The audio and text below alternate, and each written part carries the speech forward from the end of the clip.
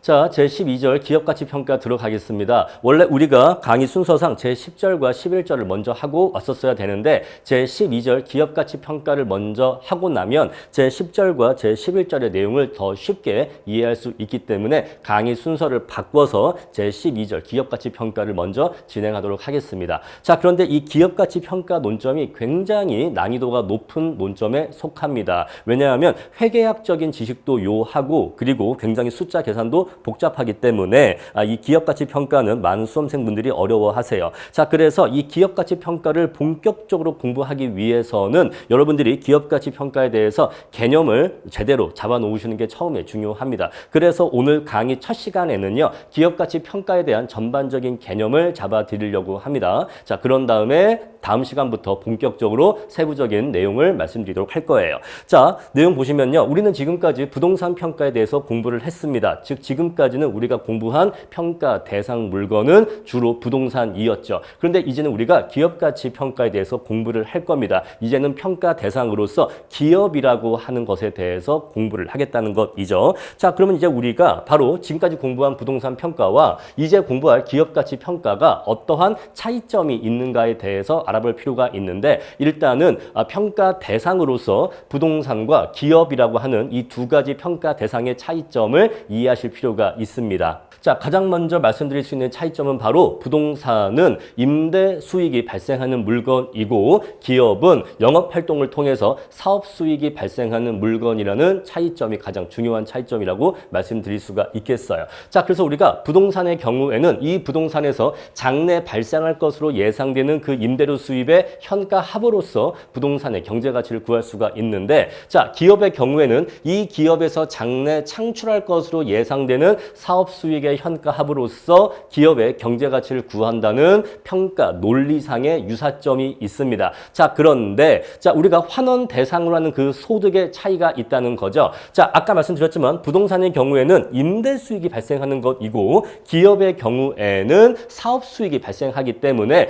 동일한 종류의 수익이라고 얘기할 수가 없어요. 자, 그래서 부동산의 경우에는요, 우리가 NOI를 현가 합을 하는데, 물론 NOI 말고도 BTCF, ATCF도 있지만 일단은 NOI를 놓고서 얘기합시다. 자, 부동산의 경우에는 우리가 NOI의 현가 합으로서 부동산의 경제 가치를 구할 수가 있는데, 이 NOI라고 하는 것은 어떻게 구해지는 것이냐면 부동산으로부터 얻어지는 처음에 임대 수익이 있겠죠. 뭐 PGI나 EGI 등의 임대 수익이 있을 것입니다. 이 임대 수익에서 이 임대 사업을 하는데 필요한 여러 가지 경비 비용을 빼줌으로써 NOI를 구하게 돼요. 자, 그런데 기업의 경우에는요, 기업이 영업 활동을 통해서 처음에 매출액이라고 하는 수익을 얻게 됩니다. 그리고 이 매출액을 얻기 위해서 여러 가지 비용이 발생하기 때문에 그러한 비용들을 빼서 기업의 이익을 구하게 돼요. 자, 따라서 부동산의 NOI와 기업의 FCFF는, 자, FCFF가 무엇인지는 뒤에 가서 자세히 말씀드릴 거고요. 일단은 기업은 FCFF의 현가 합으로서 가치를 구한다고 합시다. 자, 이 NOI와 FCFF는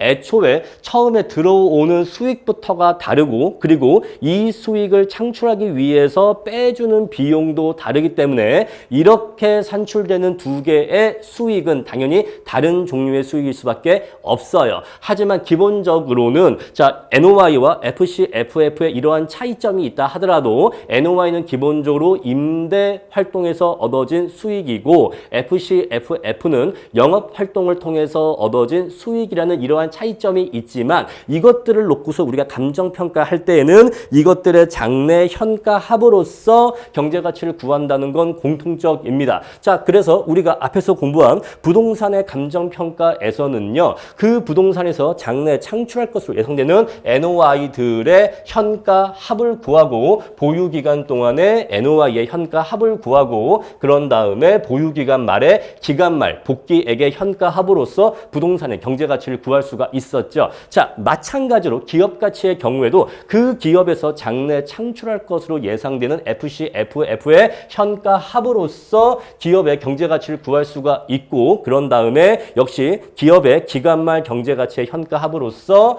이것의 합으로서 전체 기업 가치를 구할 수가 있어요. 자, 그런데 우리가 부동산의 경우에는 우리가 이렇게 매기 NOI나 BTCF나 ATCF의 현가 합을 구하는 기간을 우리가 보유 기간이라고 기간이라고 하죠. 자, 우리가 부동산 감정평가 시에는 요 기간을 보유기간이라고 합니다. 그런데 기업평가의 경우에서는요, 이렇게 매기의 FC, FF를 현가 합을 하는 기간을 우리는 고속성장기라고 해요. 고속성장기. 왜냐면 우리가 기본적으로 기업 가치를 구할 때에는 계속 기업을 전제합니다. 계속 기업을 전제하기 때문에 이 기업을 몇 년 정도 운영하다가 팔 거다라고 전제하지 않고 내가 이 기업을 계속해서 운영할 것이라고 계속 기업을 가정하기 때문에 부동산과 달리 부동산은 전형적인 보유 기간 후 매도, 전형적인 보유 기간 후 매도할 것을 전제로 경제가치를 구하지만 기업가치의 경우에는 계속적으로 영업을 해나갈 것을 전제하기 때문에 요 기간이 끝난다고 해서 이때 가서 이 기업을 판다라고 전제하지 않아요. 아시겠죠? 계속해서 영업을 한다고 전제하기 때문에 이때에는 요 경제가치가 매도를 전제로 한 경제가치가 아닙니다. 자, 우리 요 기간을 고속성장기라고 하고, 자, 기업이 처음에는요 고속성장을 하다가 어느 정도 성장에 이르게 되면 이제 안정적인 성장을 이루게 돼요. 우리 요거를 안정성장기라고 합니다.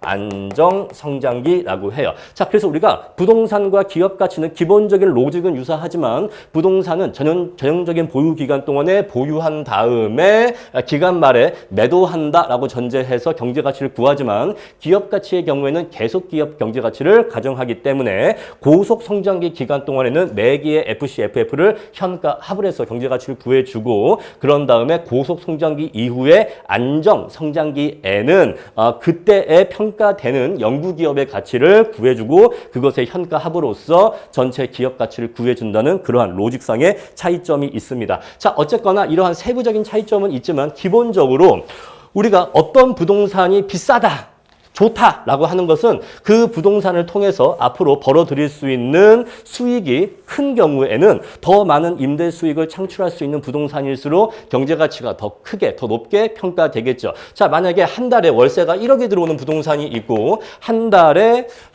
임대 수익이 1,000만 원이 들어오는 부동산이 있다라고 한다면 당연히 어떤 부동산이 더 비쌀까요? 당연히 다른 조건이 동일하다면 당연히 이 부동산이 훨씬 더 비싸게 평가가 될 것입니다. 자, 마찬가지로 기업 가치의 경우에도, 자, 어떤 기업은 1년에 1억을 버는 기업이 있고 어떤 기업은 1년에 1천만 원을 버는 기업이 있다라고 한다면 당연히 1년에 1억을 버는 기업이 더 경제 가치가 높게 평가될 거예요. 그렇죠? 자, 제가 지금 무슨 말씀을 드리는고 하니 결국 이 얘기를 이렇게 정리할 수가 있다는 것입니다. 자, 결국에는 수익성이 좋은 기업일수록 미래에 더 많은 수익을 창출할 것으로 예상되는 기업일수록 더 높은 경제 가치로 평가가 될 것이라는 거죠. 자, 그럼 그랬을 때 이 기업의 수익성이라고 하는 것을 어떤 걸 보면 알 수가 있느냐 하는 것인데, 바로 이 기업의 수익성을 본질적으로 나타내는 것은 바로 기업의 현금 유입 창출 능력입니다. 자, 단순한 매출액 창출 능력이 아니라 회계적인 이익의 창출 능력이 아니라 본질적으로 또는 궁극적으로는 결국 현금 유입의 창출 능력이에요. 여러분, 좀 속되게 얘기하면 10,000원짜리나 50,000원짜리 화폐를 얼마나 많이 벌 수 있냐, 즉 현금을 얼마나 많이 벌 수 있냐가 바로 그 기업의 수익성을 본질적으로 보여준다는 거예요. 선생님 잘 이해가 안 갑니다. 왜 꼭 현금이어야 할까요? 자, 기업의 경우에는 이게 물건을 판 다음에 현금으로 그 판매 대금을 받는 경우도 있지만 매출 채권이라고 하는 것으로도 받는 경우가 있잖아요. 근데 매출 채권을 받는 경우에도 매출은 매출이고 이익은 이익이기 때문에 그냥 매출 수익이 높을수록 기업의 수익성이 높다고 볼 수 있지 않을까요? 자, 그 부분에 대해서 말씀을 드릴게요. 왜 기업의 수익성을 평가할 때 결국 현금 유입 창출 능력이 중요한지에 대해서 말씀드리겠습니다. 자, 두 개의 기업이 있다고 할게요. A 기업이 있고 B 기업이 있습니다. 자, 두 기업 모두 매출액은 100억이라고 똑같다고 할게요. 근데 A 기업은요, 이 매출 100억에 대해서 매출 채권 100억을 받았다고 합시다. 물건을 100억 원어치를 팔고 거기에 대해서 대해서 매출 채권으로 100억을 받았다고 할게요. 근데 B 기업은요, 물건을 100억 원어치 판 다음에 바로 현금으로 100억을 받았다고 하겠습니다. 자, 그랬을 때 어떤 기업의 수익성이 더 좋다고 얘기할 수가 있냐면 당연히 우리의 직관적인 느낌도 벌써 왔지만 당연히 B 기업이 더 수익성이 좋다고 얘기할 수가 있어요. 왜냐하면 매출 채권이라고 하는 것은 받을 수 있을지 없을지, 내가 현금으로 확실하게 받을 수 있을지 없을지가 보장되지 않는 것입니다. 자, 매출 채권은 내가 받을 권리가 있다는 거지 내가 확실하게 받을 수 있다고 보장되는 건 아니에요. 그리고 언제 받을지도 확실히 알 수가 없습니다. 그래서 자, 동일한 매출의 100억이라면 매출 채권 100억보다는 현금 100억이 훨씬 더 수익성이 좋은 기업으로 인정받을 수가 있는 거예요. 자, 우리 가끔씩 그런 사례를 봅니다. 자, 대기업이 망하면 이 대기업에 납품을 하던 중소기업이 연쇄부도가 난다라는 말을 들어본 적이 있어요. 뉴스에서 연쇄부도가 난다. 자, 그랬을 때 그러면 이 중소기업이 망하는 이유가 적자가 쌓여서 결국 망하는 거냐? 그게 아니라는 거죠. 예를 들어서 중소기업이 대기업에게 한 100억 원의 물건을 납품했다고 합시다. 그럼 중소기업은 대기업에 100억 원의 물건을 납품했으니까 매출 100억이 잡혔을 겁니다. 매출 100억 잡혔는데 대기업이 현찰로 바로 결제해주지 않고 매출 채권으로 결제를 해주는 경우에는 매출 채권 100억이 잡히게 되겠죠. 자, 우리 이렇게 물건을 파는 경우에도 매출액은 100억이 잡히게 됩니다. 그리고 회계적으로 영업이익도 잡히게 되겠죠. 자, 그런데 문제가 뭐냐면, 자, 만약에 요 매출 채권이 한 6개월 뒤에 돈을 돌려준다고 합시다. 약속한 거죠. 6개월 뒤에 현금으로 줄게 이렇게 약속을 한 건데 예를 들어서 근데 만약에 중소기업이 3개월 내에 결제해야 되는 금액이 30억이라고 할게요.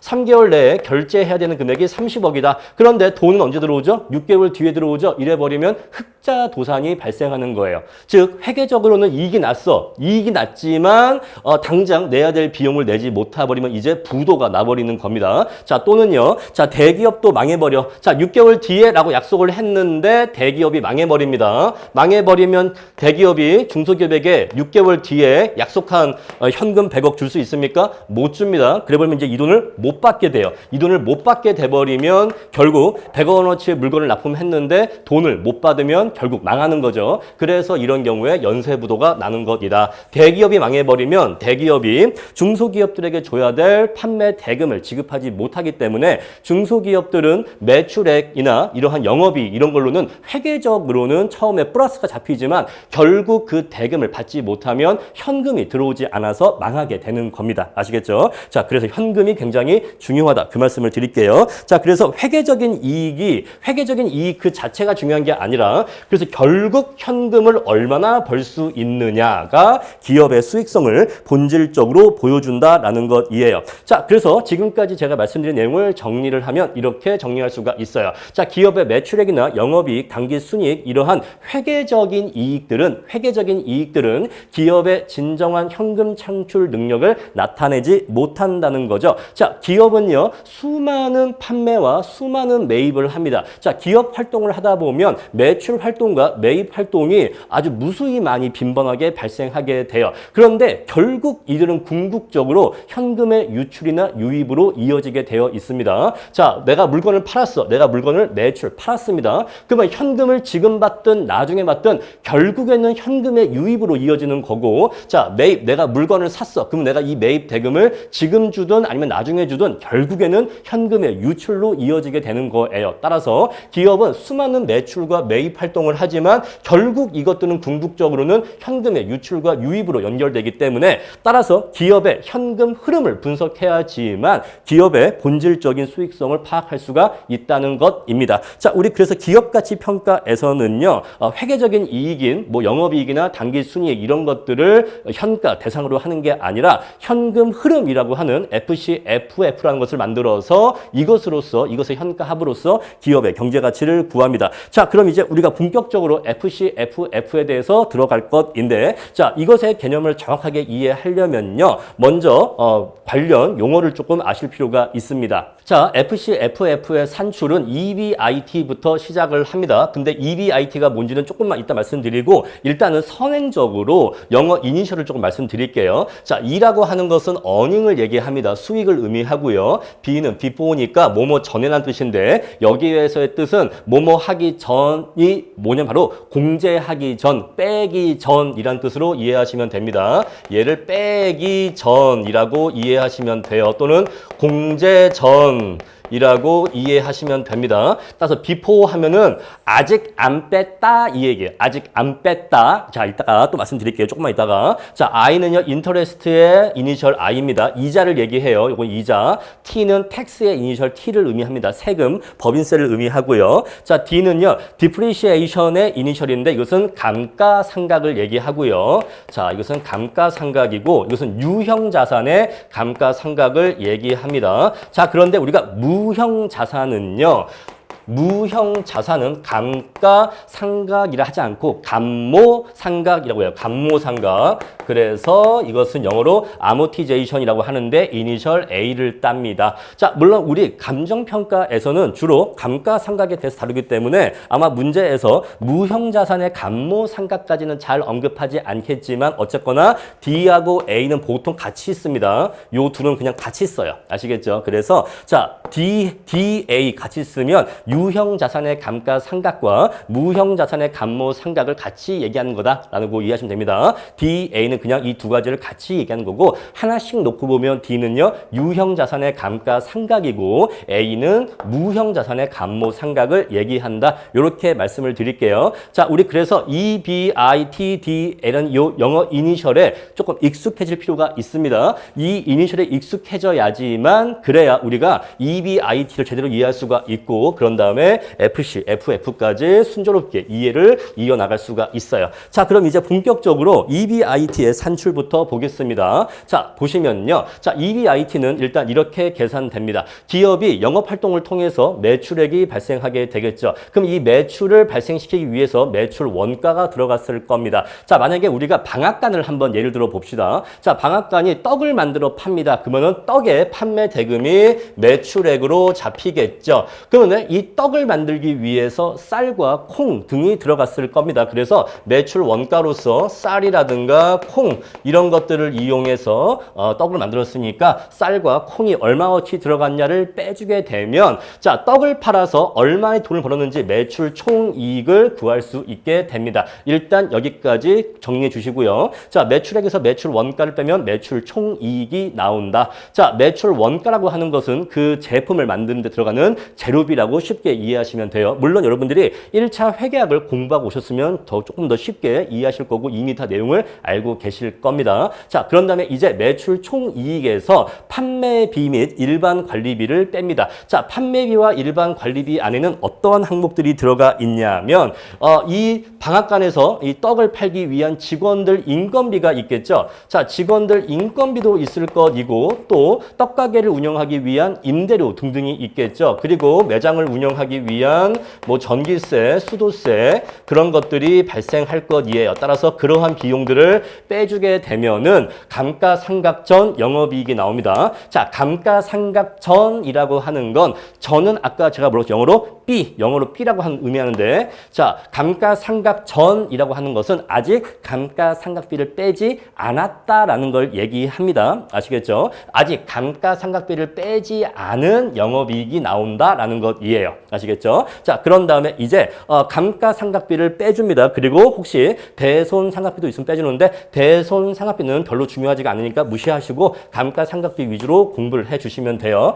자, 아까는요. 감가상각비를 아직 빼지 않은 영업이익이었는데 이제 감가상각비를 뺐으니까 이제 얘는 감가상각된 또는 감가상각 후 영업이익이 되겠죠. 바로 이게 우리가 회계적으로 얘기하는 영업이익입니다. 우리 이제 이렇게 해서 영업이익을 구할 수가 있는 거예요. 자, 우리 영업이익 어떻게 구했습니까? 매출 총이익에서 판관비를 뺐죠. 우리가 보통 판매비 및 일반 관리비를 그냥 합쳐서 판관비라고 합니다. 자, 매출 총이익에서 판관비를 빼고 나니까 감가상각 전 영업이익이 나오고 이제 여기서 감가비를 빼고 나면 이제 영업이익이 나오게 돼요. 그럼 이제 이 영업이익엔 더 이상 감가비가 포함되어 있지 않겠죠. 자, 만약에 감가상각전 영업이익이 130인데 감가상각비가 30이라면 얘는 100이 되면서 요 100이라는 숫자 안에는 30만큼의 감가상각비가 포함되어 있지 않다는 걸 알 수 있습니다. 여기까지 이해하시겠죠? 자, 그런 다음에 이제 우리가 영업이익이 발생했으니까 이 영업이익에 대해서 세금을 내야 됩니다. 우리는 보통 이것을 법인세라고 하죠. 자, 영업이익에 대한 세금이라고 적혀 있지만 이것은 그냥 법인세라고 이해하시면 됩니다.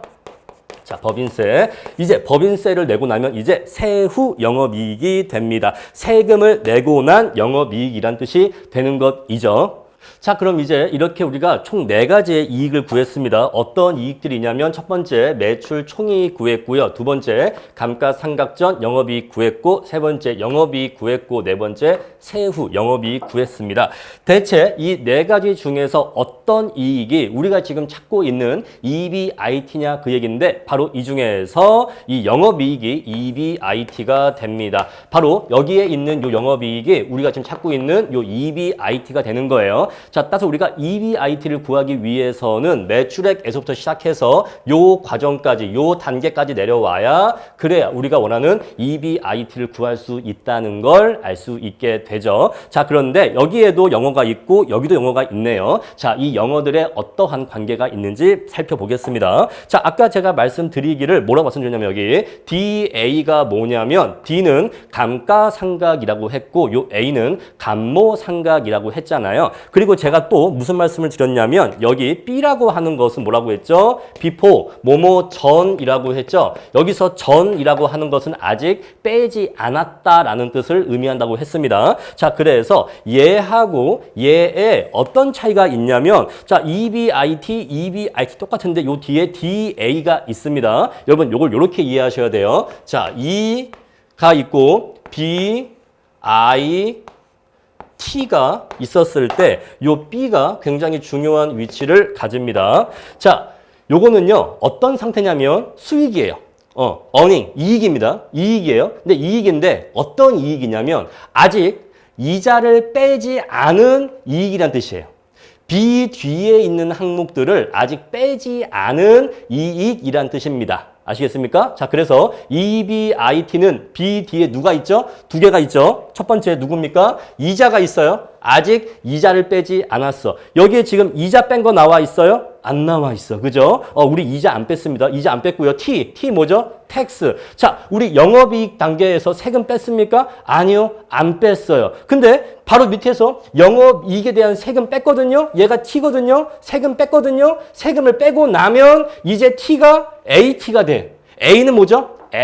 애프터는 뭐뭐 후니까 공제한 후를 의미합니다. 그래서 잘 보세요, 여러분. EBIT는 여기까지는 현재 자, 수익인데 어떤 수익이냐면 이자와 세금을 내기 전의 수익이에요. 그런데 얘 EBIAT는 뭐냐면 자, 내고 나면 이제 A가 붙습니다. 자, 보시면요. EBI인데 이제는 AT야. 자, AT. 요건 뭐냐면 자, 수익인데 어떤 수익이냐면 이자는 아직 내지 않았고 애프터 텍스예요. 그래서 세금은 냈고 자, 이 어닝 어떤 어닝이야? 아직 이자는 내지 않았지만 세금은 내고 난 후에 어닝이다 요 얘기예요. 이해하시겠습니까? 그러니까 이 영어 인셜이 괜히 있는 게 아니에요. 이 영어 표현이 다 의미를 담고 있습니다. 이해하시겠어요? 자, 요거 이해하셨죠? 자, 어닝이에요. 어닝. 근데 어떤 어닝이야? 빚보래. 뭐 빚보야? 아직 이자를 내지 않았어. 아직 이자는 빼지 않았고 세금은 뺐대. 이자는 빼지 않았고 세금은 뺀 어닝이다 요 얘기예요. 그러면 요 EBIT는요. 자, 이자와 세금을 아직 빼지 않은 어닝이야. 그럼 얘 EBIT DA는요. 자, 여기에다가 플러스 DA가 붙죠. 그러면 DA가 B 뒤에 있잖아요. A 뒤에 있는 게 아니라 B 뒤에 있으니까 감가상각도 아직 빼지 않은 어닝이다 요 얘기예요. 그래서 얘는요 뜻이 뭐라고요? 자, 어닝인데 어떤 어닝이에요? 이자 안 냈고 세금 안 냈고 감가상각이나 감모상각도 안 냈고 즉 안 뺐고 이해하시겠어요? 이것들을 아직 빼지 않은 상태의 어닝이다 이 얘기예요. 그러한 이익이다 이 얘기입니다. 이해하셨어요? 다시 할게요. 자, 얘는 뭐라고요? 어닝인데 이익인데 어떤 이익이냐면 아직 이자 안 뺐고 세금 안 뺐고 감가상각 안 뺐고 감모상각 안 뺀 상태에서의 어닝 이익이다 이 얘기예요. 그런데 얘가 이렇게 아래로 내려오면서 여기서 감가상각비를 빼줌으로써 DA가 없어지죠. 자, DA가 왜 없어진 거예요? 이제 감가비는 뺐으니까. 이제 감가비는 뺐으니까 더 이상 B4D에 DA가 있지 않은 거예요. 그럼 이제 뭐만 안 뺐습니까? 이제는 원래는 얘를 안 뺐는데 이제는 얘를 뺐으니까 이제는 I하고 T만 남아 있는 거죠. 그럼 EBIT는요. 이자와 세금을 내지 않은 이익이에요. 어닝이에요. 이해하시겠죠? 그런데 이제 세금 낼 거야. 자, 세금 낼 거야. 그럼 이제 T도 없어지겠죠? 그래서 그냥 EBI라고 해도 되긴 됩니다. 그런데 세금을 냈다는 뜻을 더 명확하게 표현하기 위해서 EBI 쓴 다음에 그리고 세금은 냈어 라고 해서 AT 아시겠죠? AT 뭐라고요? AT는 세금은 냈어. BI는요? BI는 이자는 아직 안 냈네. AT는요? 세금은 냈어. 그래서 EBIT DA와 EBIT와 EBIAT가 서로 각각 독립적으로 있는 것 같지만 사실은 어떤 항목을 뺐다 안 뺐다는 의미를 다 담고 있다 요 얘기예요. 아시겠죠? 자, 어쨌거나 우리가 FC, FF를 구할 때 가장 첫 출발되는, 가장 기준되는 이 EBIT는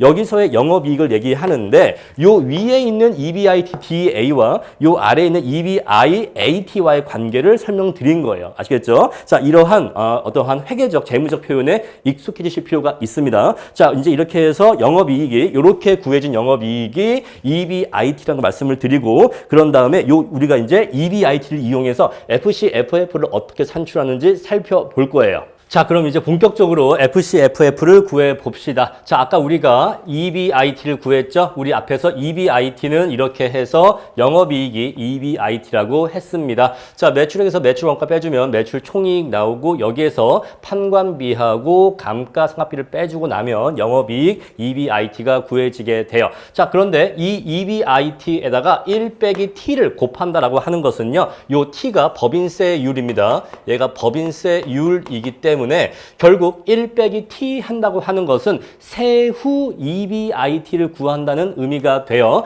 자, 그런데 아까 우리 방금 봤었던 요 표에서 영업이익에서 법인세를 내고 나면 세후 영업이익 된다고 했고 이것이 EBIAT였잖아요. 따라서 우리가 지금 FC, FF를 구할 때 요 EBIT 곱하기 1 빼기 T라고 하는 것이 결국에는 우리가 방금 봤었던 EBIAT라는 걸 알 수가 있겠죠. 자, 영업이익에서 세금을 법인세를 내고 난 다음에 세후 영업이익이기 때문에 요 EBIAT가 사실상 요 자리에 온다는 걸 알 수가 있을 겁니다. 바로 요게 EBIAT가 되는 거죠. 이렇게 해서 저 EBIT 곱하기 1 빼기 T가 세후 EBIT인데 세후 영업이익이기 때문에 EBIAT가 된다는 걸 알 수 있을 겁니다. 자, 그런 다음에 요 세후 EBIT에다가 감가상각비는 더해줘야 되고 자본적 지출액은 빼줘야 되고 추가 운전 자본은 더해줄 수도 있고 빼줄 수도 있는데 이 세 가지 항목들을 하나씩 설명드리도록 할게요. 자, 먼저 이번에는 감가상각비부터 말씀을 드리겠습니다. 여러분, 방금 제가 구한 요 세후 EBIT는 회계적으로 구한 영업이익이죠. 회계적으로 산출된 영업이익이기 때문에 이 회계적인 영업이익을 현금의 관점에서 현금 흐름의 관점에서 FC, FF로 전환해주는 과정이다라고 이해하시면 됩니다. 자, 그러려면요. EBIT, 세후 EBIT에다가 감가상각비를 더해줘야 되는데 이것을 왜 더해주냐면 아까 우리 앞에서 봤었던 표에서 감가상각비를 차감하고 난 다음에 영업이익이란 말입니다. 그런데 감가상각비는 실제로는 현금의 유출이 없는 비용이에요. 자, 감가상각비라고 해서 우리가 이것을 비용으로 처리하고 있긴 하지만 감가상각비는 회계적으로 처리되는 비용인 거지 실제로 현금의 유출이 발생하는 비용이 아니란 말입니다. 이해하시겠습니까? 자, 따라서 우리가 이렇게 해서 100이라고 하는 EBIT, 세후 EBIT가 나왔다고 할게요. 그런데 요 EBIT는 사실 요 앞에서 감값이 30을 차감하고 나서 요게 100으로 산출됐다고 하겠습니다. 근데 우리가 앞에서 빼준 저 30이라는 비용은, 감가상각비 30이라는 저 비용은 실제로는 현금이 나가지 않은 30이라는 비용이에요. 따라서 기업이 갖고 있는 현금을 제대로 파악하려면 이 감가상각비는 다시 거꾸로 30을 더해줘야 되는 겁니다. 너 아까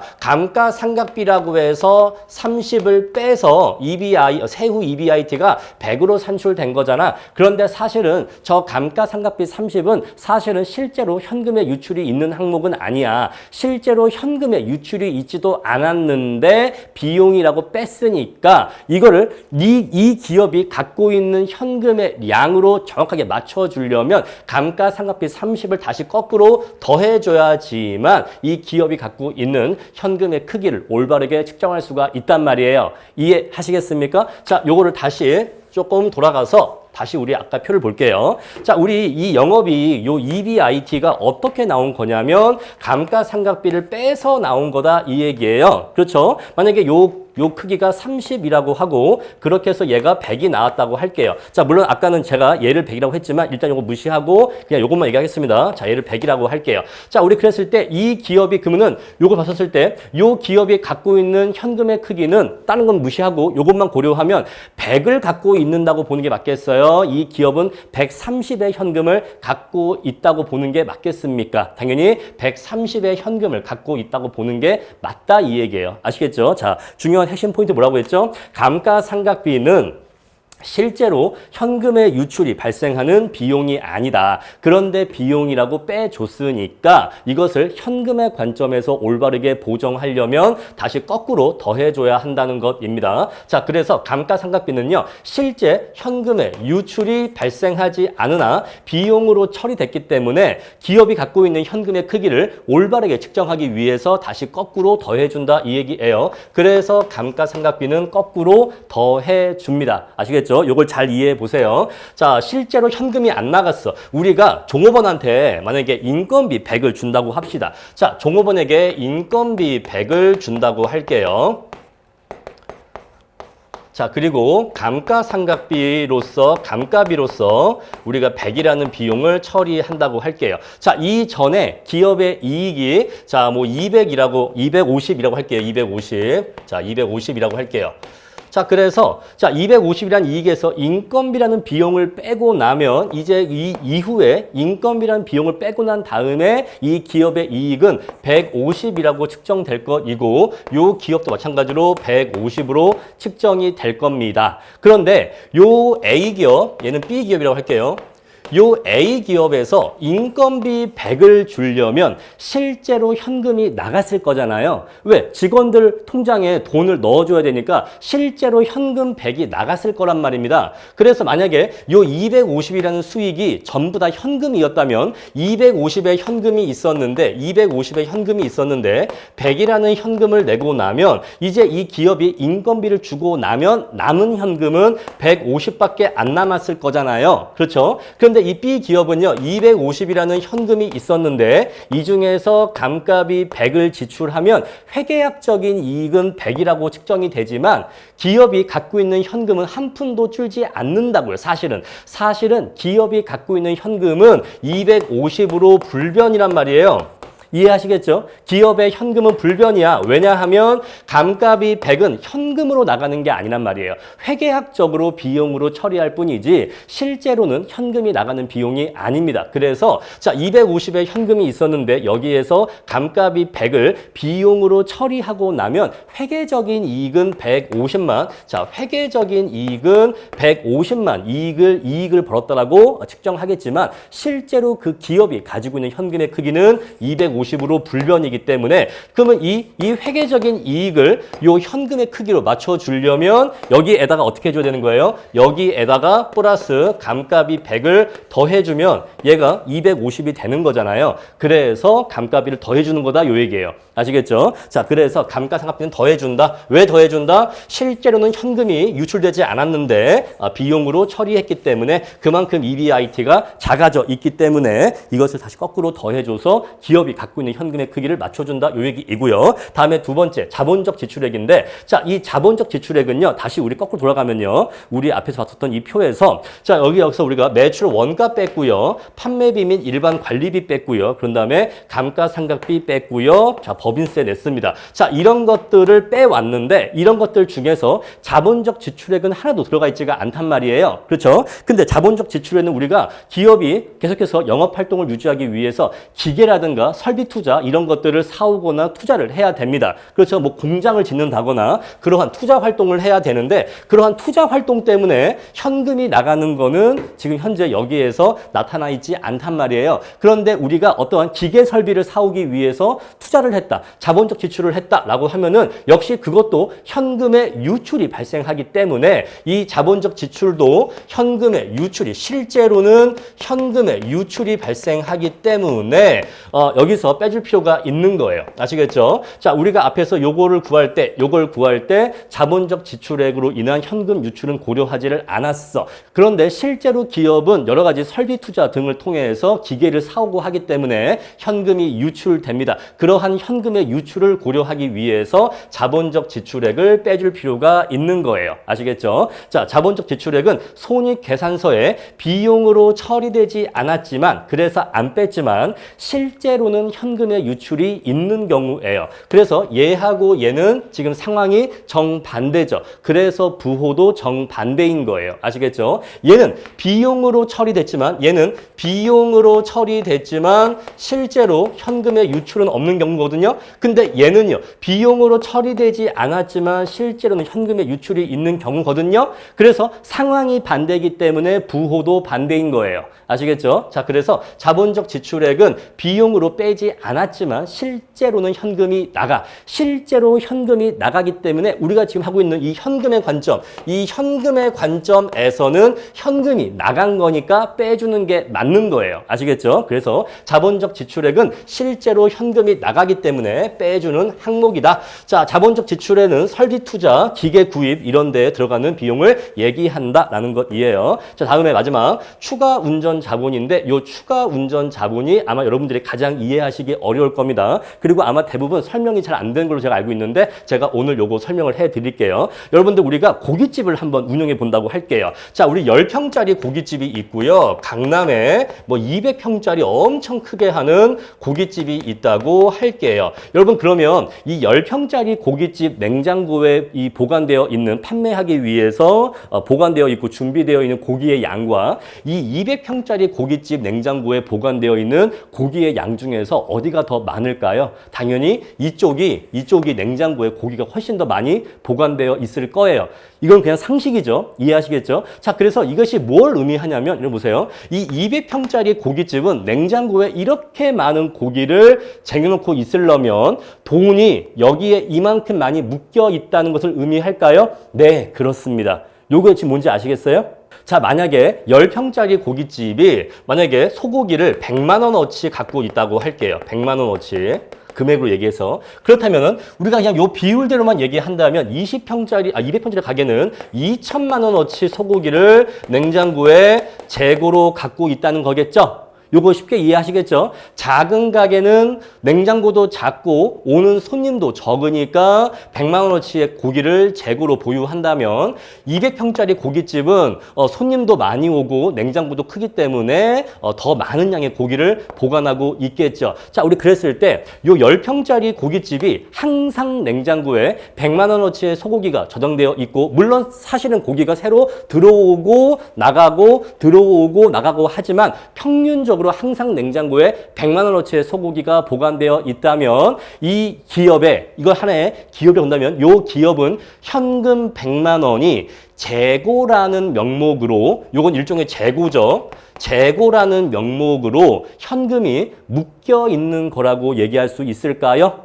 네, 그렇습니다. 자, 만약에 200평짜리 고깃집도 자, 냉장고에 있던 고기를 오늘 영업에 쓰고 그리고 또 새로운 고기가 들어오고 해서 고기가 들어오고 나가고 하겠지만 결국에 평균적으로는 항상 냉장고에 2천만 원어치의 소고기가 쟁여져 있다면 역시 이 기업도 재고라는 명목으로 2천만 원에 해당하는 현금이 재고로 묶여 있다고 얘기할 수 있을까요? 네, 그렇습니다. 이해하시겠죠? 자, 그래서 기업이 영업 활동을 해 나감에 따라 매출액이 점차 커지면 기업이 성장함에 따라 매출액이 점차 커지면 그 영업 활동의 과정에서 묶여 있는 현금의 규모도 더욱더 커지게 됩니다. 자, 이걸 잘 이해하셔야 돼요. 자, 기업이 성장합니다. 이렇게 쓸게요. 기업이 성장합니다. 그 말은 곧 매출액이 커진다는 걸 의미하겠죠. 자, 이렇게 매출 규모가 커진다고 하는 거는 내가 뭔가 사오는 양도 많아지고 내가 파는 양도 많아지고 그리고 내가 사온 다음에 팔 건데 요 과정에 잠시 내가 보관하는 재고의 양도 커진다는 걸 의미하는 거예요. 이해하시겠습니까? 자, 작은 소고기집은 고기를 조금 사오고 조금 보관하고 조금 판매하겠죠. 그런데 이렇게 큰 고깃집은 고기를 많이 사오고 냉장고에 많이 보관하고 있다가 또 많이 팔겠죠.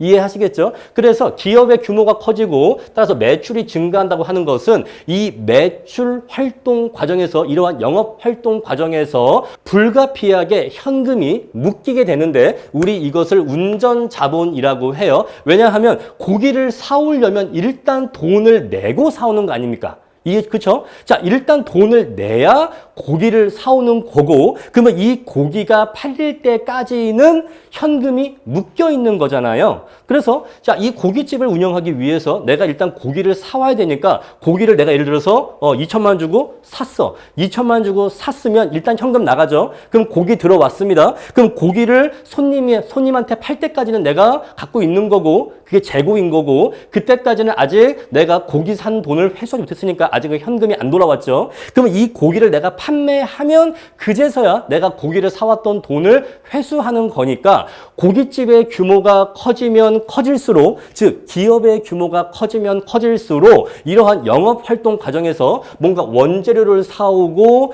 재고를 보관하고 물건을 팔 때까지 이 과정에서 필요한 현금이 많아진다. 이건 상식적으로 이해할 수가 있죠. 우리 이것을 운전자본이라고 합니다. 아시겠죠? 자, 따라서 기업이 커짐에 따라 매출액이 커지면 당연히 운전자본도 커지게 돼요.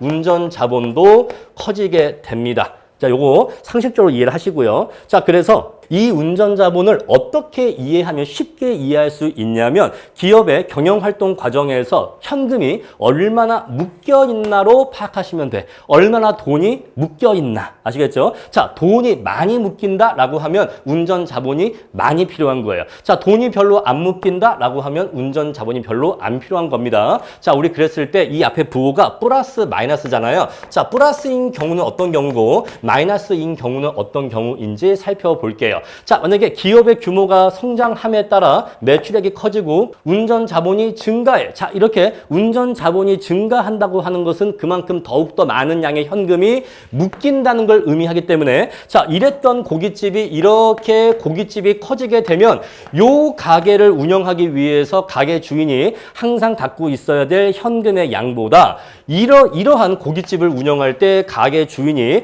갖고 있어야 될 현금의 양이 얘가 훨씬 더 커질 거 아니겠어요?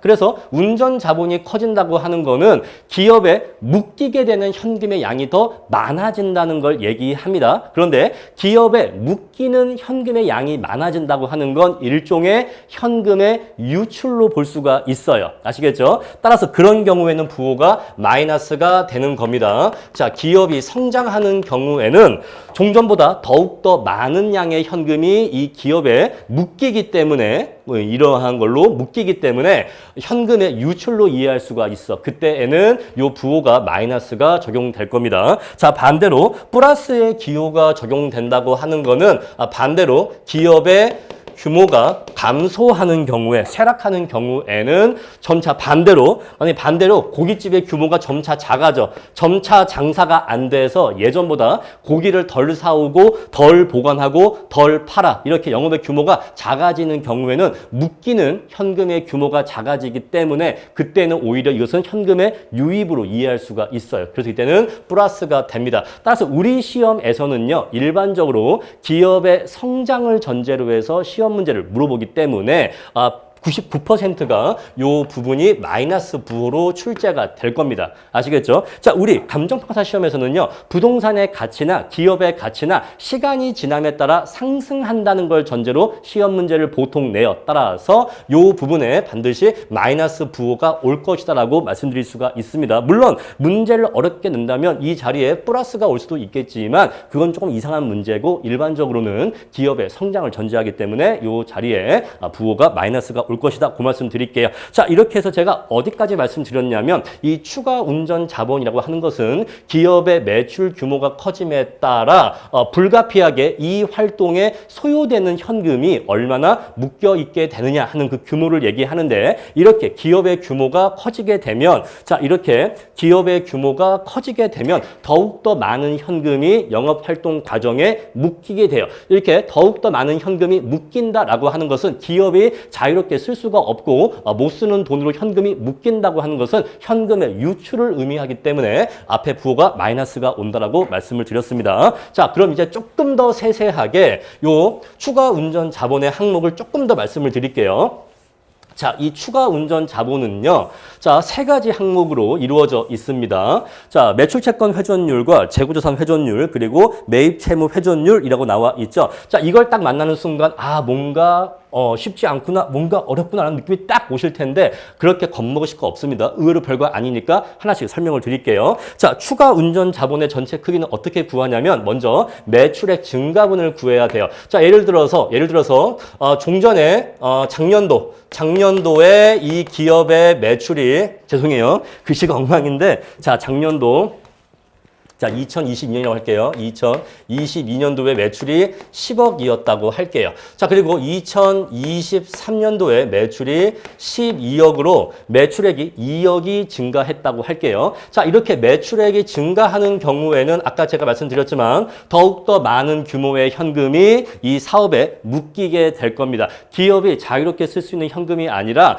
묶여있는 현금이 될 거예요. 그래서 이 매출액이 증가하면 되면 이 증가된 매출액에 대해서 여기에 일정 비율만큼 현금이 더 묶이게 될 겁니다. 자, 만약에 현금이 묶여있는 비율이 만약에 5%라고 한번 해볼게요. 10% 할까요? 10%? 자, 10%의 비율로 현금이 묶여있다고 하면 종전에는 운전자본이 얼마가 필요했던 거죠? 종전에는 운전자본이 1억이 필요했던 겁니다.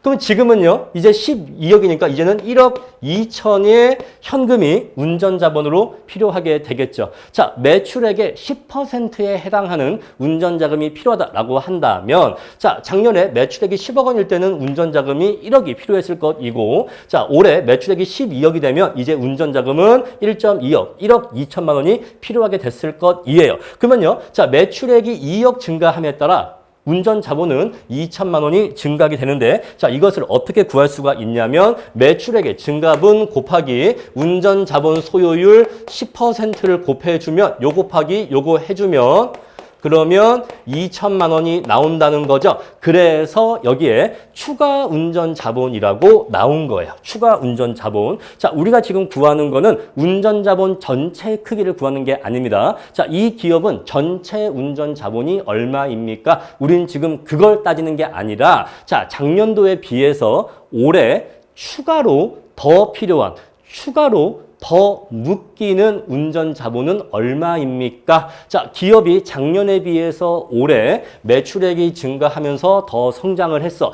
이렇게 작년보다 올해 기업이 매출액이 더 성장을 하면 이 커진 매출액을 유지하기 위해서 운전 자본도 더 많이 필요해질 텐데 그럼 얼마나 더 많은 현금이 묶이게 되는 겁니까? 얼마나 더 많은 운전 자본이 필요해지는 겁니까? 라고 하는 그 추가 크기에 대해서만 구한다 이 얘기예요. 아시겠죠? 그러니까 전체 크기가 아니에요. 우리가 지금 구하는 운전 자본은 이 전체 운전 자본이 아니라 작년에는 우리가 운전 자본으로 1억을 갖고 있었는데 이제 올해는 매출액이 증가함에 따라 1억 2천이라는 운전 자본이 필요하니까 작년하고 비교하면 2천만 원의 운전 자금이 추가로 필요해지는 겁니다. 요 말을 잘 이해해 주셔야 돼요. 자, 2천의 운전 자금이 어떻게 된다고요?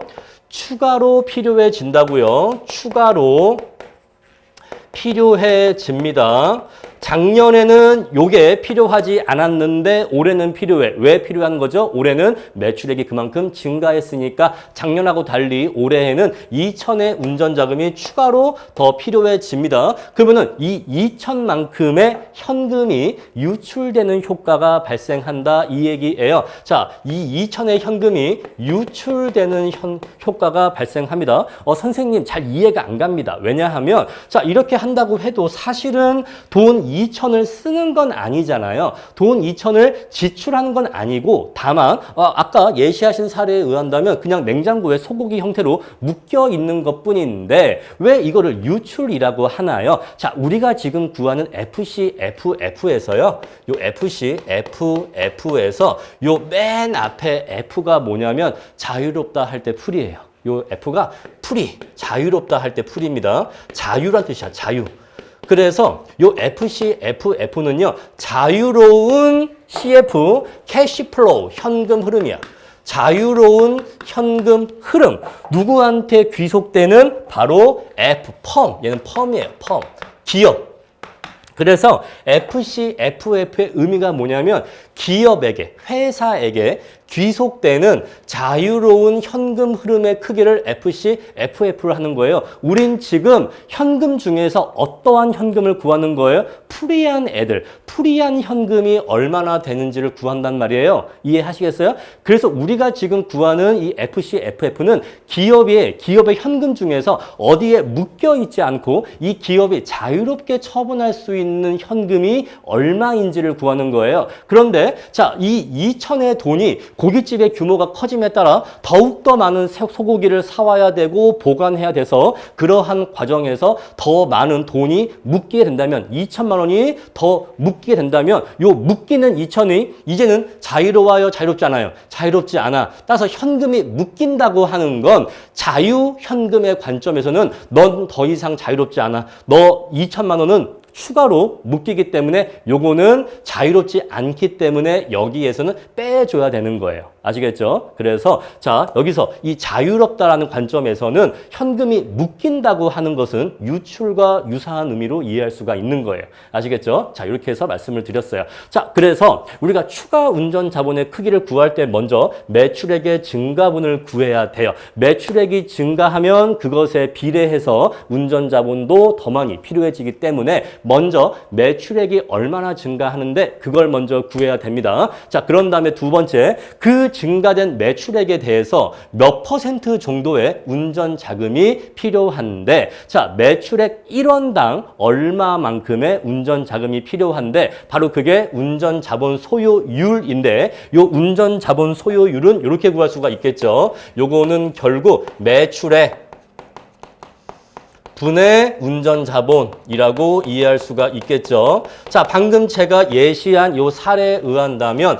매출액이 10억일 때 운전 자본이 1억이 필요하니까 운전 자본 소요율은 10%라고 얘기할 수가 있겠죠. 자, 따라서 매출액이 2억 증가했다? 그러면은 운전 자본은 얼마 더 필요하죠? 2천 더 필요해요. 만약에 매출액이 5억 더 증가했다라고 하면 운전 자본은요 5천만 원 더 필요한 겁니다. 아시겠죠? 자, 그럼 이제 요 운전 자본 소요율 회전율을 어떻게 구할 거냐를 이제 살펴볼 건데 바로 요 내용이에요. 자, 우리가 기업이 영업활동 과정을 통해서 현금이 어떠한 경우에 묶이게 되는지를 보겠습니다. 아시겠죠? 방금은 제가 이 고깃집 예를 들어서 소고기가 냉장고에 쟁여져 있는 걸로 설명을 드렸는데 그거는 사실 요 재고 자산에 대한 설명만 드린 거고 사실은 매출 채권, 재고 자산, 매입 채무 요 세 가지 관점을 모두 다 살펴봐야 돼요. 자, 그런데 매출 채권 위주로 설명을 드리겠습니다. 왜냐하면 재고 자산은 이미 제가 말씀을 드렸고 개념을 그다음에 매출 채권과 매입 채무는 그 성격이 부호만 반대이기 때문에 매출 채권까지만 이해하시면 나머지는 다 쉽게 이해하실 거예요. 자, 매출 채권 회전율 나와 있는데 여러분들이 회전율이라고 하면 벌써부터 뭔 소리야 헷갈려 합니다. 자, 회전율은요 속도라는 단어로 바꿔 쓰시면 돼요.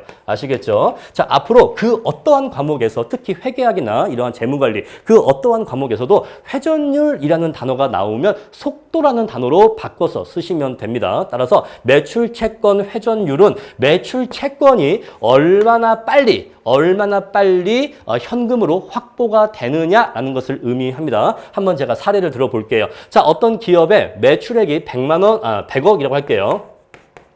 자, 어떤 기업의 매출액이 100억이라고 할게요. 자, 그리고 그 기업이 갖고 있는 평균적인 매출 채권의 크기가 자, 매출 채권이라고 하는 것도 들어오고 나가고 하기 때문에 어느 시점이 아니라 평균적으로 갖고 있는 매출 채권의 크기라고 할게요. 자, 이 매출 채권의 크기가 10억이 있다고 하겠습니다. 자, 이랬을 때 이 기업은요. 자, 매출 채권이 10억이라고 하는 것은 물건을 팔았지만 아직 현금으로 받지 못한 채권이 10억 원이란 것을 의미하죠. 자, 근데 이 기업은 1년 동안 장사를 하면 100억 원의 매출을 올리는 기업입니다. 자, 그러면 이 기업은요, 1년 동안의 장사를 하면 이 1년 동안의 매출액으로 이 매출 채권을 몇 번 회수할 수가 있습니까? 10번 회수할 수가 있죠. 자, 이 기업이 1년 동안 장사를 하면 매출액 100억을 벌 수가 있어요. 그럼 이 100억이라는 매출액은 10억 원이라는 매출 채권의 10배이기 때문에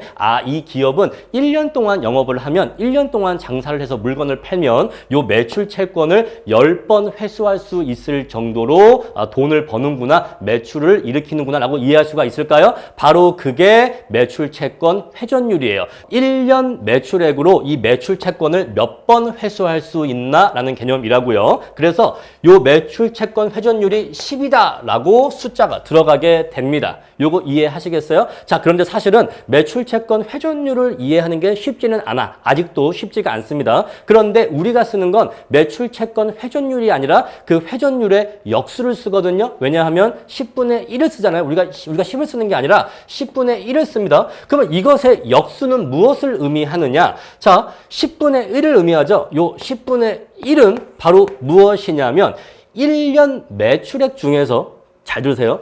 1년 매출액 중에서 현금으로 받지 못하고 매출 채권으로 묶여있는 현금이 얼마냐를 보여줍니다. 바로 그게 10분의 1이야.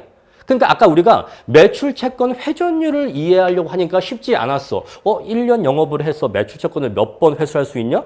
그런 것 같기는 한데 그래도 뭐가 이렇게 잘 와닿지가 않네? 알아요. 잘 와닿지 않을 거예요. 근데 우리가 이해하기에는요. 매출 채권 회전율 자체가 이해하기는 쉽지 않고 근데 이 매출 채권 회전율의 역수는 이해하기 쉬워. 그죠? 요거 자체는 이해하기가 어려운데 요거의 역수인 요거분의 1은 이해하기가 쉬워. 자, 매출채권 회전율이 10이면은 자, 우리 매출채권 회전율의 역수는 10분의 1이 되죠. 요 10분의 1이 뭘 의미하느냐? 매출액 중에서 현금으로 받지 못하고 매출 채권으로 갖고 있는 게 매출액 중에 몇 %냐를 보여준다 이 얘기예요. 10분의 1, 매출액의 10분의 1은 현금으로 받지를 못하고 매출 채권의 형태로 갖고 있다는 걸 의미하는데 이것은 그만큼 현금이 들어오지를 못했다는 걸 의미하죠. 이해하시겠습니까? 자, 물건을 팔고 현금으로 받으면 깔끔하죠. 근데 물건을 팔았는데 현금을 받지 못하고 매출 채권으로 갖고 있다라고 하면 현금 들어왔어요? 안 들어왔어요? 안 들어온 거예요. 이해하시겠죠? 현금이 안 들어왔어. 현금이 안 들어왔다고 하는 건 이것은 무엇을 의미하냐면 기업이 갖고 있는 자유롭게 처분할 수 있는 현금의 크기가 커진다는 걸 의미해요? 작아진다는 걸 의미해요? 작아진다는 걸 의미합니다. 자, 기업이 물건을 팔아서 현금을 바로 받으면 이 돈 이제 내가 쓸 수 있는 돈이니까 자유현금 흐름이 많아지겠죠. 그런데 물건을 팔았는데 현금으로 받지 못하고 매출 채권으로 받게 되면 기업이 자유롭게 처분할 수 있는 현금의 크기는 작아진다는 걸 얘기해요. 이해하시겠죠? 자, 이것을 저는 현금이 그만큼 묶인다라고 표현합니다. 자, 그만큼 현금이 여기에 묶이게 돼요. 이해하시겠죠? 묶인다.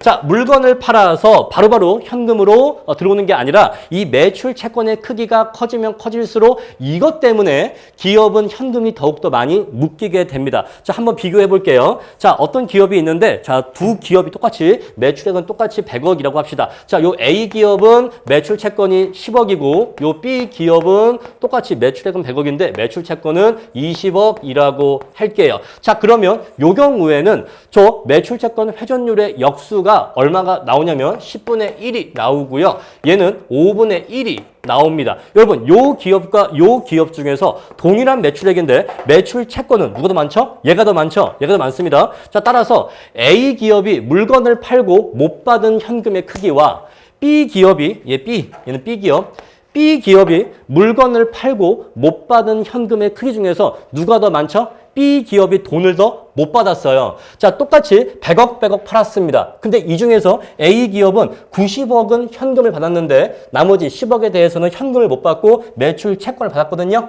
그쵸? 근데 B 기업은요, 100억 팔았는데 80억만 현금을 받고 20억은 현금을 아직 못 받았거든요. 따라서 A 기업과 B 기업 중에서 어느 기업이 자유롭게 처분할 수 있는 현금이 더 많을까요? 당연히 A 기업이 B 기업보다 10억이 더 많은 거예요. 그죠? 100억 팔고 얘는 90억 받았죠. 얘는 100억 팔고 90억 받았고 현금 10억 못 받은 거고, 얘는요 100억 팔아서 80억 현금 받고 20억은 현금을 못 받은 거잖아요. 그렇죠? 따라서 A 기업이 B 기업보다 10억만큼 자유롭게 쓸 수 있는 현금이 더 많다는 걸 알 수가 있어요. 자, 조금 이제 쉽게 정리하겠습니다. 사실은 요거 그냥 문제에서 수식이 주어지고 각각 얼마라고 숫자만 주어지면 숫자만 집어넣어서 계산만 하면 되는데 그 의미를 말씀드리고자 하는 거예요. 자, 정리하면 기업의 매출액 대비 매출 채권의 비중이 커지면, 아시겠죠? 자, 매출 채권 회전율 그 자체가 아니라 이거의 역수의 의미를 이해해야 되는데,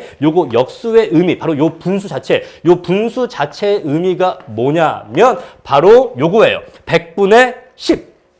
바로 요게 100분의 10입니다. 아시겠죠? 100분의 10. 그래서 요 분수가 100분의 10인데 100분의 10이 뭘 의미한다? 기업의 매출액 중에서 매출 채권의 비중을 의미하는데, 자, 매출액 중에서 매출 채권의 비중이 커지면 커질수록, 요 비중이 커지면 커질수록 매출 채권의 비중이 커지면 커질수록 못 받는 현금이 증가하기 때문에 그만큼 기업이 갖고 있는 자유로운 현금의 크기는 작아진다, 이 얘기예요. 그만큼 현금이 묶인다, 요 얘기이고, 자, 마찬가지로 기업의 매출액 중에서, 자, 기업의 매출액 중에서 재고 자산에 묶이는 돈이 많으면 많을수록, 냉장고에 소고기를 더 많이 보관할수록 자유롭지 못하고 묶이는 현금의 크기가 증가한다, 이 얘기예요. 아시겠죠? 자, 그리고 마지막 세 번째, 매입 채무 회전율은, 자, 매출액 중에서 매입 채무가 차지하는 비중을 의미하는데, 근데 매입 채무는 반대죠. 매입 채무는 반대야. 자, 매출 채권은 내가 받아야 될 현금을 못 받고 있는 거지만, 매입 채무는 내가 뭔가를 샀는데 바로 현금을 주지 않고 내가 외상으로 산 거잖아요. 따라서 매출액 중에서 매입 채무가 많으면 많을수록 내가 현금으로 줘야 될 걸 안 주고 버티고 있으면 기업이 자유롭게 처분할 수 있는 현금의 크기는 커지죠. 그래서 이 경우에는 부호가 마이너스가 되는 겁니다.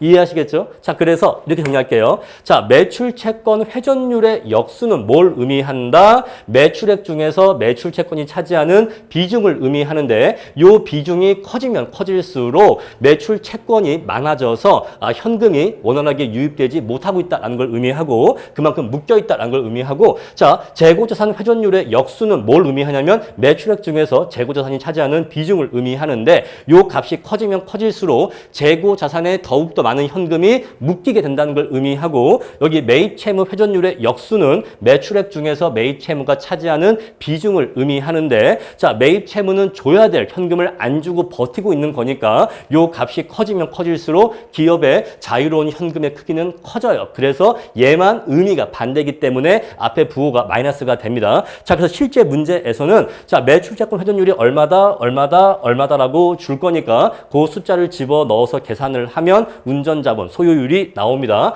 자, 우리 그래서 만약에 구해봤더니 운전자본 소요율이 0.2가 나왔다라고 한다면 자, 만약에 매출액이 2억 증가했다. 그런데 운전자본 소요율이 0.2다라고 한다면 매출액이 2억이 증가하게 되면 이 증가된 영업활동 규모를 유지하기 위해서 4천만 원의 운전자본이 추가적으로 더 필요하게 될 것이다 라는 것을 의미하는 거예요. 아시겠죠? 자, 이렇게 설명 마무리하겠습니다. 자, 우리 그렇게 해서 FC, FF를 어떻게 구하는지 설명을 드렸습니다. 잠깐 지울게요. 자, 그러면 이제 지금까지 공부한 내용을 총정리하면 세후 영업이익인 EBIT 곱하기 1 빼기 T 한 거에다가 실제의 현금 유출을 수반하지 않는 비용인 감가상각비를 더해주고 그리고 자본적 지출액을 빼주고 일반적으로 기업의 성장을 가정한다면 추가 운전 자본이 점점 더 많이 필요하게 될 것인데 그만큼 현금이 묶이기 때문에 마이너스 추가 운전 자본 해주면 되는 겁니다. 자, 이렇게 해주면 FC, FF가 구해주는데 이거 오타예요. 자, 앞에서도 슬라이드에 FC, F2라고 나온 게 있었는데 그건 다 오타고 FC, FF로만 고쳐주세요. 자, 이렇게 해주면 이제 기업에 귀속되는 자유로운 현금 흐름이 나오게 됩니다. 자, 근데 우리가 이 기업 전체가 벌어들인 요 FC, FF는 다시 결국 이 기업에 투자한 투자자들에게 배분되어야 됩니다. 자, 기업에 투자한 사람은 크게 두 가지로 분류할 수가 있어요. 바로 주주와 채권자입니다.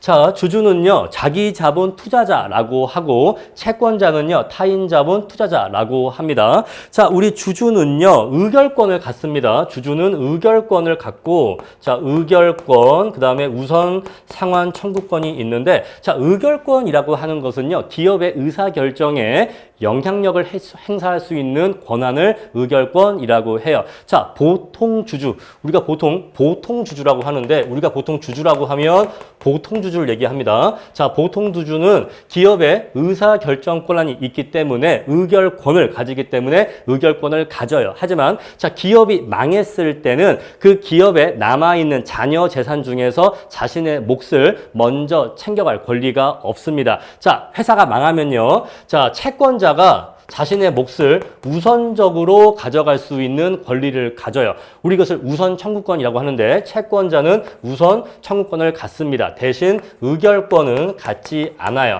자, 은행이나 채권자 이런 사람들은 아무리 큰 돈을 빌려줬어도 공식적으로는 기업의 의사결정에 영향을 미칠 수 없습니다. 그래서 주주와 채권자는 뭐 하나가 있지만 뭐 하나가 없는 관계라는 걸 알 수가 있어요. 아시겠죠? 자, 그랬을 때 자, 우리 기업이 벌어들이는 전체 현금 흐름인 FC, FF를 주주와 채권자에게 나누어 줄 건데 자, 주주한테 주는 현금 흐름을 FC, F2라고 합니다. 요거를 FC, F2라고 해요. 자, 맨 끝에 알파벳이 다르죠? 얘는 F고 얘는 E인데 여기서의 F는 펌이에요. 기업이란 뜻입니다. 펌. 그래서 얘는 펌, 기업이란 뜻이고 여기서의 E는 equity란 뜻입니다. equity. equity는 주주, 지분이란 뜻이에요. 그래서 자, 회사에게 귀속되는 자유현금 흐름이란 뜻이고 FC, FE는 주주들에게 지분 투자자에게 지분에게 귀속되는 자유현금 흐름이에요. 그래서 FCFF는 FCFE와 채권자에게 배분되는 현금 흐름으로 구분이 되는데, 자, 우리 채권자한테는 뭘 줘야 될까요? 자, 돈을 빌렸어. 돈을 빌렸으면 어우 고마워. 너한테 돈을 빌려서 사업을 해서 돈을 벌었거든. 근데 이 돈으로 다시 너한테 갚을게 할 거잖아요. 자, 갚을 때는요, 원금과 이자를 갚아야 됩니다. 그렇죠? 원금과 이자를 갚아야 돼. 그래서 기업이 벌어들인 이 전체 현금 흐름 FCFF는 주주에 대한 FCFE와 채권자에 대한 원금과 이자의 합계액으로 요렇게 나누어질 수가 있다는 것입니다. 이해하시겠죠? 그래서 요 관계를 식으로 정리하면 요렇게 쓸 수가 있어요. 자, FCFF는 FCFE와 주주에게 나눠주는 현금 흐름과 주주에게 배분하는 현금 흐름과 요 두 가지 채권자에게 배분하는 현금 흐름, 원금 갚은 것과 이자 갚은 것, 그렇죠? 자, 이렇게 분리할 수가 있는데,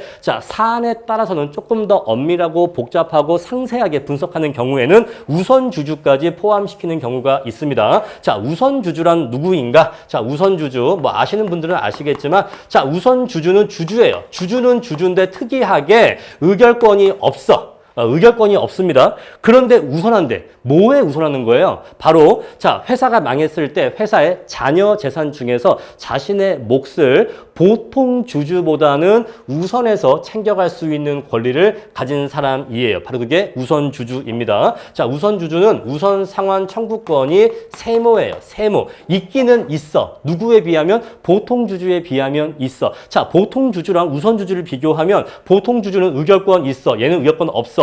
의결권 없는 대신에 너 대신 나 의결권 없는 대신에 니네가 잘못 경영해서 잘못 의결해서 회사가 망하면 회사에 남아있는 자녀 재산 중에서 내 몫은 니네보다 먼저 가져갈 거야. 알았어 하는 관계다 이 얘기예요. 그래서 우선주주는 보통 주주랑 비교하면 의결권은 없지만 회사가 망했을 때 자녀 재산에 대해서 먼저 얘보다는 먼저 챙겨갈 수 있는 권리가 있어. 그런데 왜 동그라미가 아니라 세모인가요?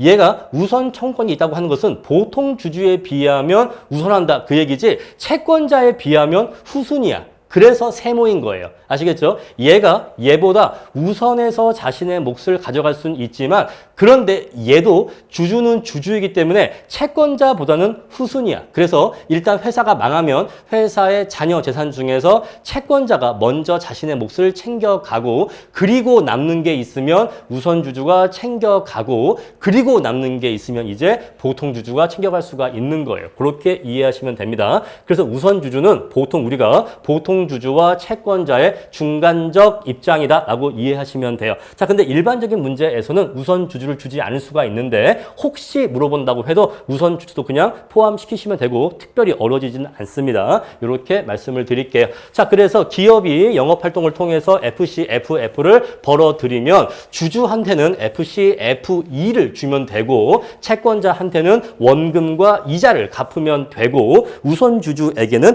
배당금을 주면 된다. 이렇게 정리하시면 되는데, 자, 일단 우리 우선주주는 빼고 주주와 채권자만 놓고서 얘기를 합시다. 아시겠죠? 우선주주 빼고 얘기할게요. 자, 그러면 이제 이렇게 기업이 돈을 벌었을 때 요 FCFF를 주주한테 FCFE를 주고 채권자에게 DS를 주는 거죠. 자, DS 원금과 이자라는 뜻으로 DS 썼습니다. 자, 그랬을 때 요 FCFE는 주주에게 귀속되는 현금 흐름인데, 요 현금 흐름을 주주의 자기 자본 비용으로 환원을 해주면 뭐가 나올까요? 바로 자기 자본 가치가 나옵니다. 바로 자기 자본 가치가 나와요. 이해하시겠죠? 곧 자본의 가치가 나온다 요 얘기입니다. 그리고 요 타인 자본을 타인 자본 비용으로 나누어 주게 되면 결국 얘가 뭐가 나오는 거죠? 타인 자본 가치가 나오게 됩니다. 타인 자본 가치가 나오게 되는 거예요. 요거 이해하시겠습니까? 자, 주주한테 귀속되는 FC, FE를 자기자본 비용으로 환원해주면 자기자본 가치가 나오게 되고 타인 자본에 귀속되는 DS를 타인 자본 비용으로 환원하게 되면 타인 자본 가치가 나오게 되니까 결국 이게 뭐라고요? 자본 가치. 이게 뭐라고요? 부채 가치. 자본과 부채의 합은 뭐죠? 전체 기업 가치가 나오는 거예요. 아시겠죠? 이렇게 해서 전체 기업 가치가 나오는 원리인데 자, 이렇게 해서 전체 기업 가치를 구하는 원리는 우리가 부동산 평가와 매우 유사한 것을 볼 수가 있습니다. 자, 우리 부동산에서 NOI를 벌죠. 그러면 이제 이 NOI를 지분 투자자에게 BTCF가 귀속되고요. 다음에 저당권자한테 DS가 귀속됩니다. 자, 이 BTCF를 지분 환원율로 환원해주면 지분 가치가 나오게 되고요. 자, 타인 자본 요 DS를 저당 환원율로 환원해주면 되면 바로 이게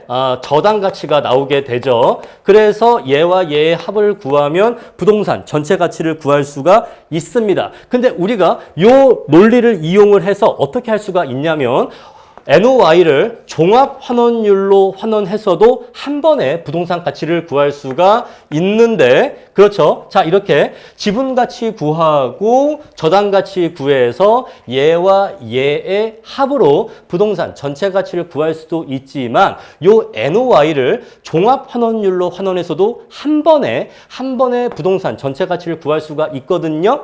그랬을 때 자, 우리가 어떻게 할 거냐면요. 요 BTCF와 요 DS를 둘을 더해주면 얘가 나오니까 NOI를 구하는 건 별 문제가 아니에요. 그렇죠? 얘랑 더하면 얘가 나오니까 별 문제가 아니죠. 그런데 얘하고 얘를 어떻게 할 거냐면요. 각자의 구성 비율로 가중 평균을 합니다. 바로 그것이 금융적 투자 결합법이죠. 이해하시죠? 자, 그래서 요 종합 환원 이유는요.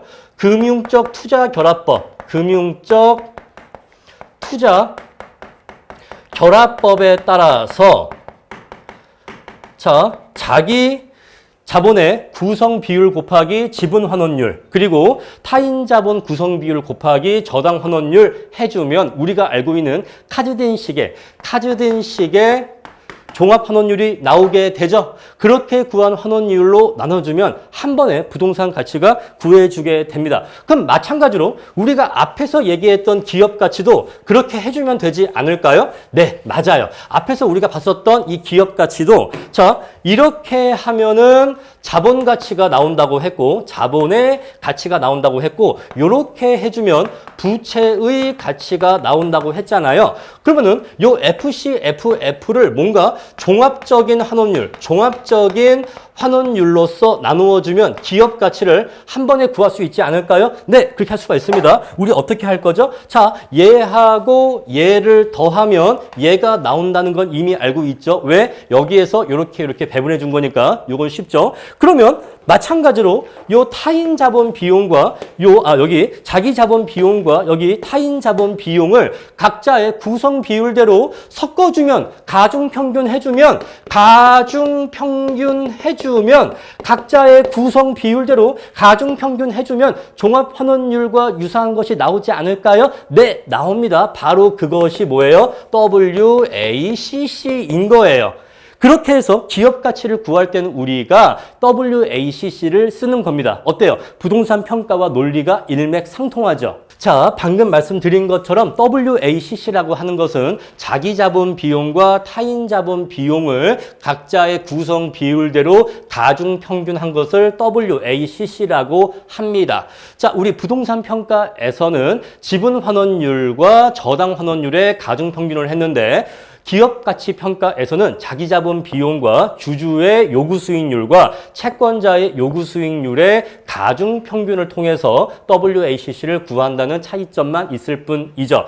자, 우리 그랬을 때 그러면 기업 가치는 결국 이렇게 구할 수가 있는 거예요. 자, 직접 환원법의 논리로 구한다면 FCFF를 WACC로 나누어 주면 직접 환원법의 논리로서 한 번에 기업 전체 가치를 구할 수가 있는 거고 만약에 DCF법의 논리로 기업 가치를 구한다면 고속 성장기의 FC, FF를 현가 합을 해주고 그 이후에 안정 성장기의 기업 가치를 구해서 그 기업 가치의 현가 합을 해줌으로써 전체 기업 가치를 구할 수가 있고요. 자, 근데 이것은요, 우리가 앞에서 공부했던 부동산 평가 논리와 유사합니다. 부동산도 부동산의 가치를 구할 때 NOI를 종합환원율로 나누어서 직접 환원법의 논리로 한 번에 가치를 구할 수가 있고, 그리고 보유기간 동안의 NOI의 현가 합과 보유기간 말의 기간 말 복귀액의 현가 합으로서 부동산 전체 가치를 구할 수가 있거든요. 그래서 결국에는 이벤추얼리 부동산의 가치 평가와 기업의 가치 평가의 기본적인 로직은